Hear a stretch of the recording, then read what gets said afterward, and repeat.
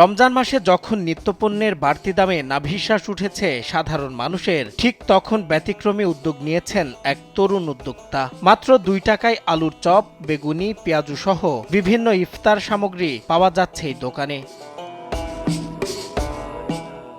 বরিশাল নগরীর ফকিরবাড়ি রোডে ছোট্ট একটি খাবারের হোটেল চালান রবিউল ইসলাম মিঠু। সারা বছর ভাতের পাশাপাশি আলুর চপ, পেঁয়াজু, বেগুনি বিক্রি করলেও রমজান উপলক্ষে তিনি নিয়েছেন ভিন্ন উদ্যোগ।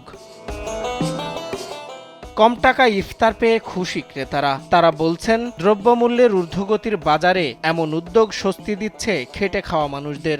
না আসলে স্বস্তি দিচ্ছে, কিন্তু বর্তমানে দুর্মূল্যের বাজারে যে অল্প টাকায় যে এই প্রোডাক্টটা পাচ্ছি, আসলে ওইটা একটা নজিরবিহীন বলাই চলে। এখানে 2 টাকা করে যে সবকিছু দিচ্ছে, আলুর চপ, বেগুনি, এগুলো এখন বর্তমানে 10 টাকা নিচে বা 5 টাকার নিচে তো পাওয়াই যায় না। তো রমজান মাসে এরকম একটা ভালো উদ্যোগ, কম দামে আইটেম বেশি নেওয়া যাইতে আছে, অবশ্যই ভালো, উদ্যোগটাও ভালো। এই 2 টাকার মধ্যে মানুষ 5টা আইটেম কিনতে পারে 10 টাকায়, আর এই 10 টাকার মধ্যে মানুষ খাইতে পারে। এটা অত্যন্ত ভালো একটা উদ্যোগ এদের। এই দোকানে আলুর চপ, পেঁয়াজু, বেগুনি, কুমড়োর চপ ও মরিচের চপ প্রতি পিস মাত্র 2 টাকা। ফলে 10 টাকায় মিলছে 5টি ইফতার আইটেম। বিকেল হলেই কম দামে ইফতার কিনতে নানা পেশার মানুষের ভিড় জমে দোকানটিতে।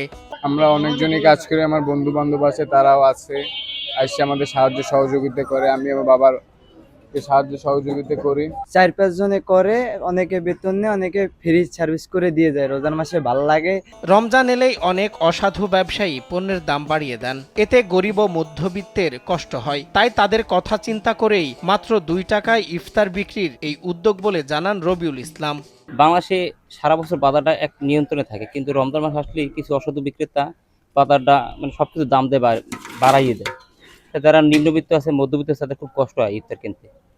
সেই চিন্তা ভাবনা করে আমি এই উদ্যোগটা নিই প্রতি বছর। কবে তো ইনশাল্লাহ আগামীতেও করবো। দ্রব্যমূল্যের চাপে যখন দিশেহারা সাধারণ মানুষ, তখন 10 টাকায় ইফতার বিক্রি করে স্বস্তি দিচ্ছেন এই তরুণ উদ্যোক্তা। এমন উদ্যোগ ছড়িয়ে পড়ুক সবখানেই, এমনটাই প্রত্যাশা স্থানীয়দের। সজল বিশ্বাস, নিউজ ডেস্ক, দেশ টিভি।